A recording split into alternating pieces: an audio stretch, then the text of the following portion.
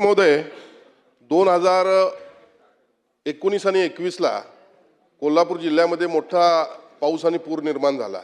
त्यानंतर कोल्हापूरमध्ये red zone हा आपण आखला गेला। संपूर्ण राज्यामधला हा प्रश्न आहे। पूर्वी ज्या ठिकाणी रेड झोन आखायच्या पूर्वी जे आपण बांधकामाला परवानगी देत होतो त्याला कंप्लीशन देतो, आता नवीन याला देत नाही। कोल्हापूर शहराचा डेव्हलपमेंट प्लॅन 1998 साली मंत्री महोदय मंजूर झाला। आता 1998 साली त्यामध्ये डीपी रोड झालेले आहेत।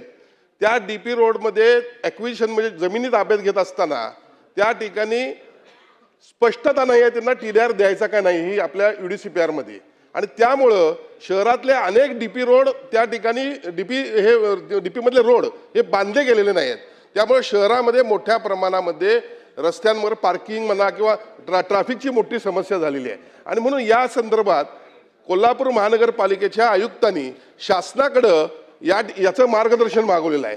अनेक डीपी रोड या ठिकाणी मंजूर असताना देखील आपण बांधू शकत नाही, कारण त्यामध्ये स्पष्टता नाही आहे की या ठिकाणी टीडीआर देऊ शकतो का नाही। याबद्दल माझा आपल्याला स्पेसिफिक प्रश्न आहे की या ठिकाणी याबद्दल शासनाचं या मत काय आहे किंवा या बाबतीत आपण काय निर्णय घेणार आहात।